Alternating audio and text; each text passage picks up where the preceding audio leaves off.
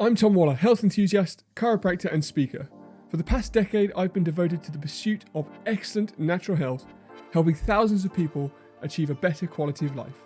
I take complex topics and make them easy to digest and simple to implement so that you too can change your life. Why? Because you deserve better.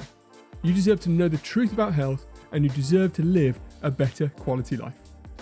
But be warned, I'm not holding back any punches and I will hold you accountable.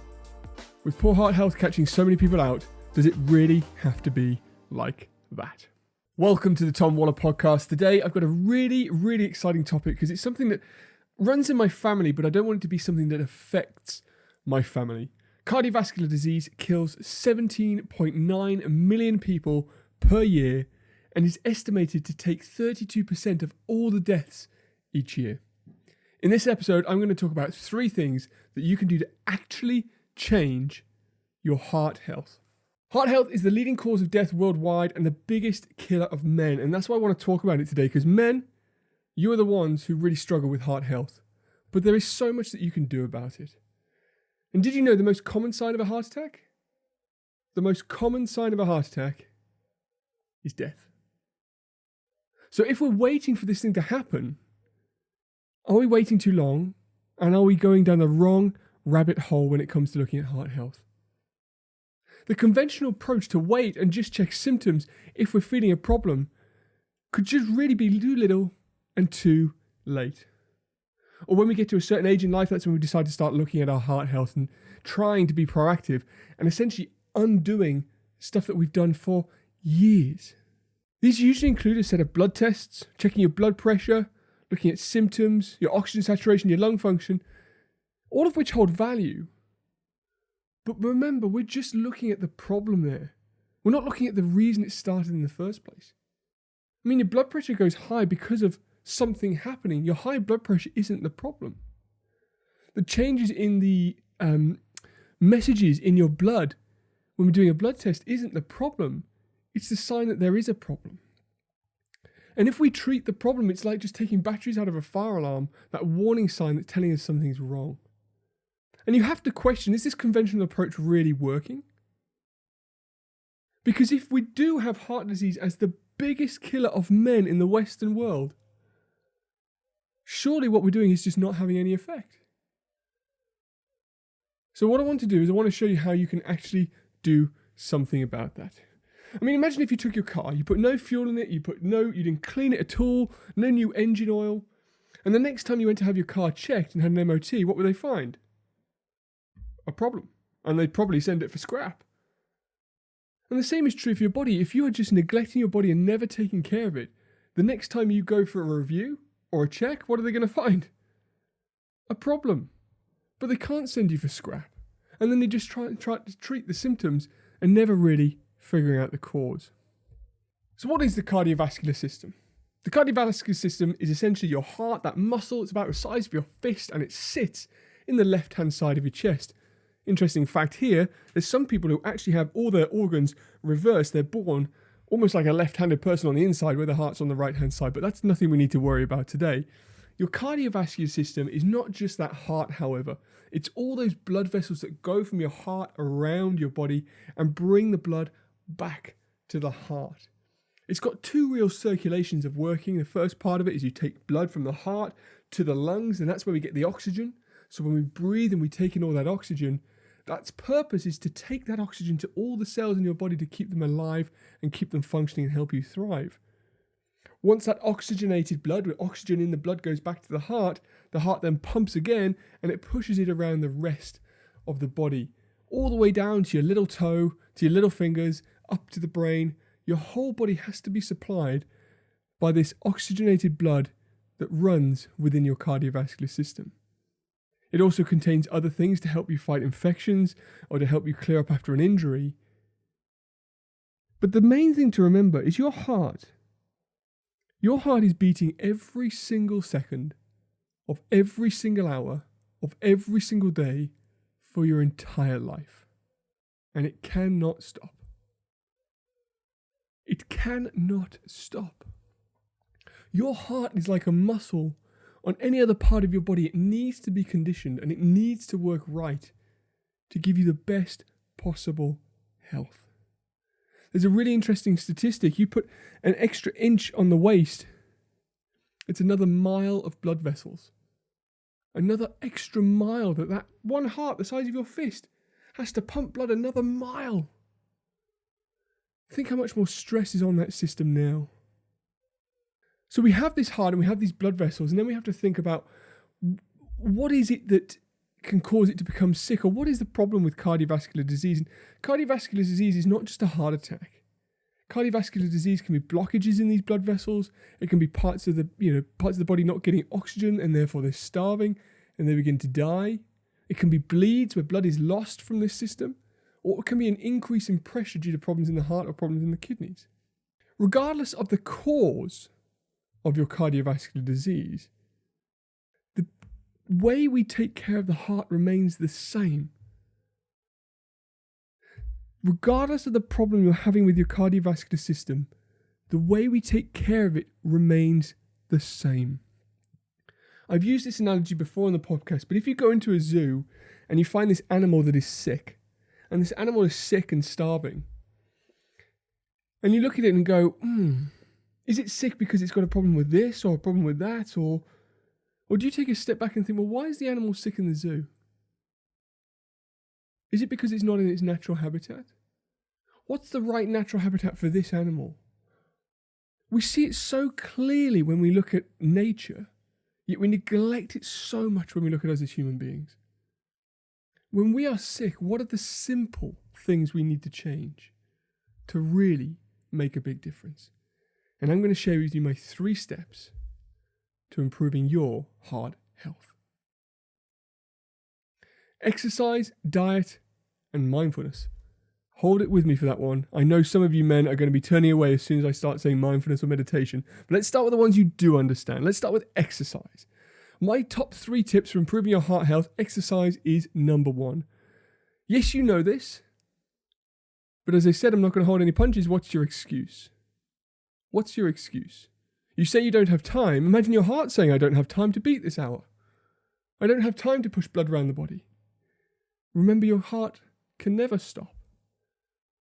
Simple daily exercise causes stress on your cardiovascular system. Good stress, like going into the gym and doing those bicep curls.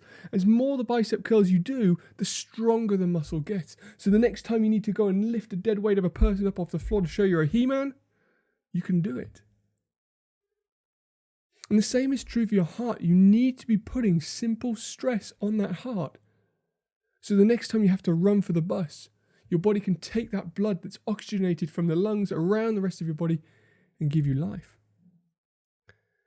So my simple way to start for you is simply start at 20 minutes a day.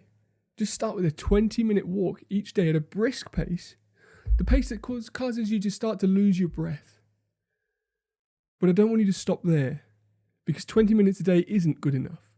It's the start. Build it up. You should aim for at least 40 minutes of exercise every single day. Why? Because you're designed to move, and you can. So exercise is the number 1 of my top 3 tips for helping you improve your heart health. Number 2 of my top 3 tips for helping you improve your heart health is diet. Fat doesn't make you fat, and margarine doesn't clog your arteries. Sugar is the thief of health. Sugar is the thief of your health. The buildup of sugar causes the arteries and blood vessels that are pushing that blood around to roughen, to scar, and to create gnarly edges on. And what happens when they create those gnarly edges is if you do have those little fat molecules going around the body, cholesterol, side note, good for you. If you do have those fatty things traveling around in your arteries, if the sugar has scarred the edges, they begin to get caught. And that's what can create the clot. So the number 1 thing that's really going to be the thief of your health when it comes to your heart is sugar. What you need to be doing is you need to have a really simple, great diet, full of variety, full of colour. Lots of colour in your vegetables, those phytonutrients, those antioxidants, help keep the heart healthy and the blood vessels healthy for a long time. You need to have great sources of fats, and that may be coming from things like coconut oil or avocados or nuts. Really good animal meat, proteins, grass-fed if you can. And some carbs in the way mainly of vegetables. Vegetables are your best source of carbohydrates and really, really great for your body.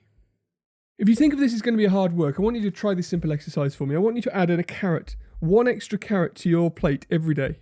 Just one carrot every day. And in a year's time, you will have eaten 365 more carrots than you did last year.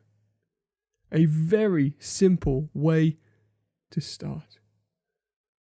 So my second tip of the top 3 things you can do to improve your heart health is diet. Increase those colours on your plate, the variety of vegetables, eat good quality fats, and good, great grass-fed animal meats and proteins. And then the third one of my top 3 tips to help you improve your heart health is mindfulness. Mindfulness and meditation, men, is the one that is going to freak you out the most, but the one is going to save your life. We're so focused on health. When it comes to health, I need to work out.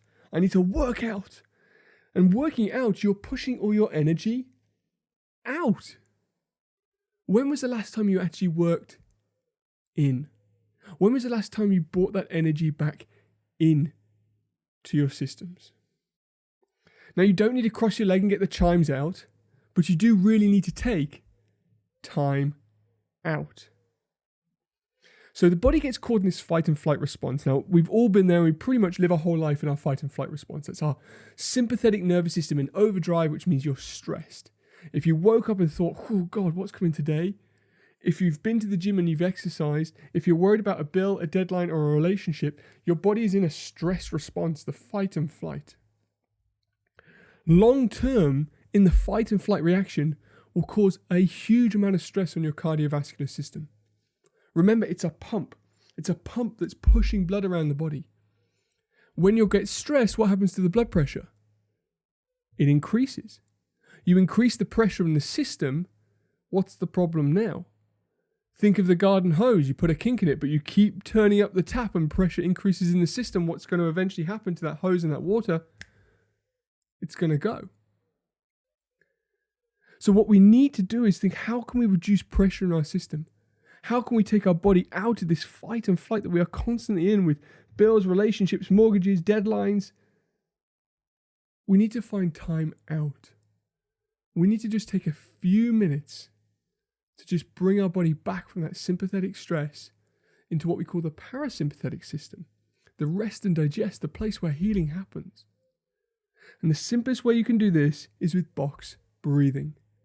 Simply take your breath cycle, you breathe in, you hold your breath, you breathe out, and you hold your breath. 4 parts to your breath cycle, 4 sides of a box. You breathe in, hold, breathe out, hold, breathe in, and repeat. And what I want you to do is spend 4 seconds on each one of these parts. Breathe in for 4 seconds, hold for 4 seconds. Breathe out for 4 seconds, hold for 4 seconds. And what this starts to do is it starts to change how your body's working on the inside. When you box breathe like that, and you start to calm your body, you engage something called the vagus nerve. The vagus nerve brings your body out of a stress response into a non-stress parasympathetic rest and digest response. And just by spending time with your thoughts, slowing your breath, can really improve your heart health. I want to challenge you to do that for 10 minutes each day to make a real difference. So my third tip of the 3 things you can do to help your heart health is mindfulness and meditation, and simply starting with box breathing. Heart health is serious, and you only have one chance. Don't wait to meet your maker. Make it happen now. Take those steps, which are again, exercise, diet, and mindfulness. Make sure to subscribe to this podcast. Please leave us a review. And remember, nothing we've said in this podcast is designed to diagnose, treat, or manage any conditions that you have, but will help you with your health in the future.